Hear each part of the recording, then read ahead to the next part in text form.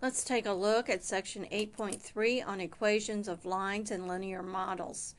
We'll begin with talking about some of the different forms that the equation of the line can take on. First of all, the standard form of a linear equation is written ax plus by is equal to c. Ax plus by is equal to c. We've talked about that in previous sections, but I wanted to re-emphasize that. And what we note is that neither a and b cannot both be 0. Okay, point-slope form is a very useful form. The point-slope form of the equation of the line is useful in determining the equation of a line when given a point on the line and the slope of the line, or when given 2 points on the line. Let m be the slope of the line and x sub 1, y sub 1 be a point on the line.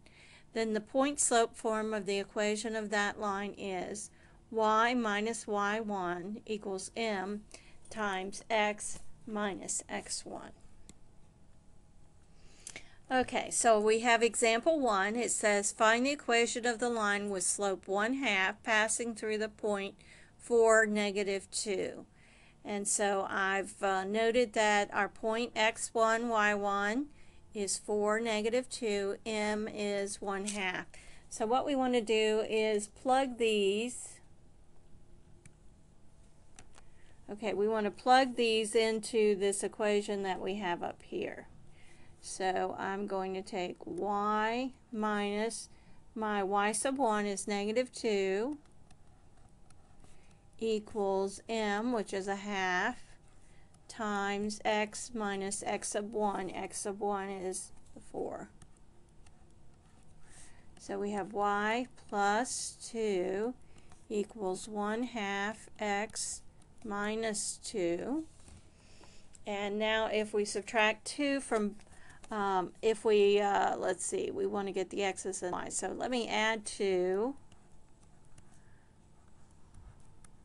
Get it into standard form, and then subtract the y. So 1/2 x minus y.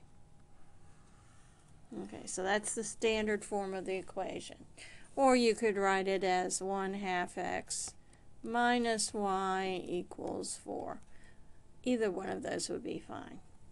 Now, this time we have 2 points. It says find the equation of the line passing through the 2 points, -1, 5, and 3, 7. So the first thing we have to do is we have to use the 2 points to find the slope.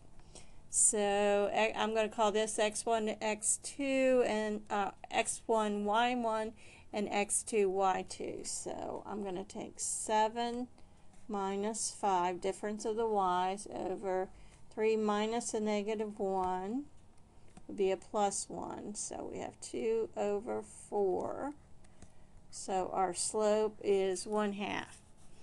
All right, so now I want to use one of the points, and I'll just go ahead and use the first one and put it in the point-slope form. So y minus 5 equals 1/2 times x minus a -1 would be a +1. Y minus 5 equals 1/2 x plus 1/2. Okay, I want to subtract 1/2 and subtract a y. Okay, so -5 is -10/2, and we're subtracting 1/2 from that, so that's -11/2. So -11/2 equals 1/2 x minus y. Now, in addition to the standard form and the point-slope form, we also have what is called the slope-intercept form of the equation of the line. And that is the form where the y is isolated. So we want to make sure the y is isolated. And so we're going to take this equation we stopped with in example 1, And what we're going to do is we're going to isolate the y. So the first thing I'm going to do is subtract 1/2 x.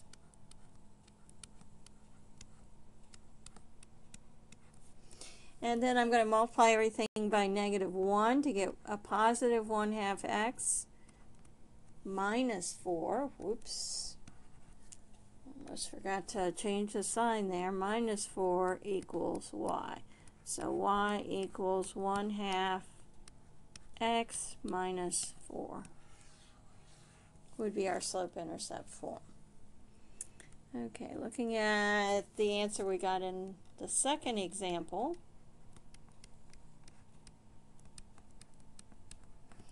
Again, we want to isolate the y, so I'm going to subtract 1/2 x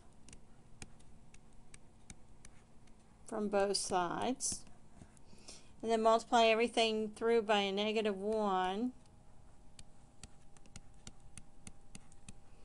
Okay, so it looks like I'm getting y equals 1/2 x plus 11/2.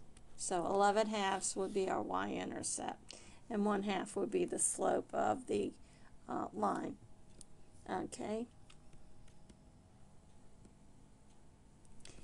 Now, we can also find the equation when we're told that lines are parallel.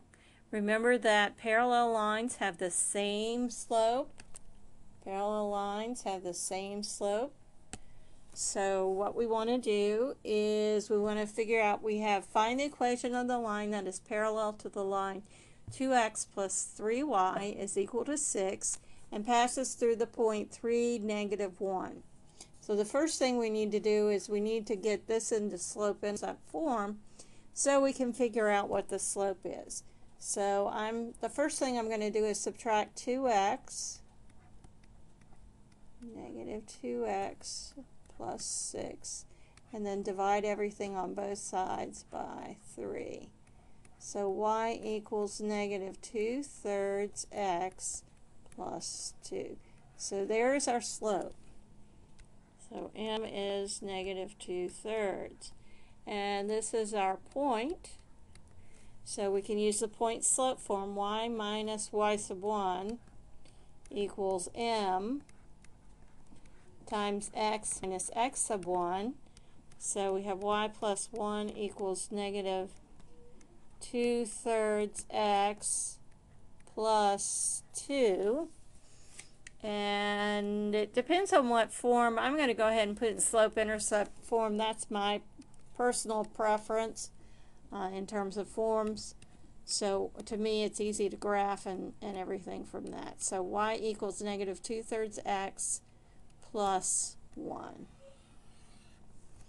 So that would be the line parallel to the line 2x plus 3y equals 6 that goes through the point 3, -1. So you can see we can kind of compare them when we look at their slope-intercept form. Okay. All right. We also want to be able to work with perpendicular lines, and we want to remember perpendicular lines have slopes that are negative reciprocals. So let's take a look at our line. First of all, our perpendicular line. I'm going to subtract 2x. Again, I'm trying to get it in slope-intercept form so I can read off the slope and then divide everything on both sides by -5. So I get y equals 2/5 x minus 2. So what I note is the slope is 2/5, so the slope for our perpendicular line will be inverted and take the opposite, so it'll be -5/2. Now we're going to use our slope-intercept form. So y minus a -2 equals m, which is, -5/2 times x minus 10. So y plus 2 equals -5/2 x plus, let's see, 50 halves is going to be 25. And then we subtract the 2 to get it in slope-intercept form.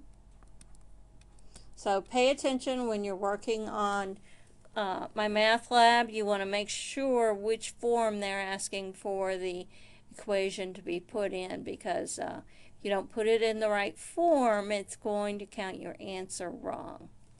So here's the equation of the line that will be perpendicular to the original line, and here's the slope-intercept form of that. Now, another thing we do in this section is we take a look at creating a linear model. And basically what we're doing when we create a linear model, we find an equation that describes a particular set of points. So what you need to do is turn to page 459 in your text. If you don't have the printed textbook, you might want to print that page, pause this recording and print the page, and then come back and finish watching. Okay, in 68, we're doing nuclear waste, and we have a table. It says the table gives the heavy metal nuclear waste in thousands of metric tons from spent reactor fuel stored temporarily at reactor sites awaiting permanent storage. And they tell us where that comes from.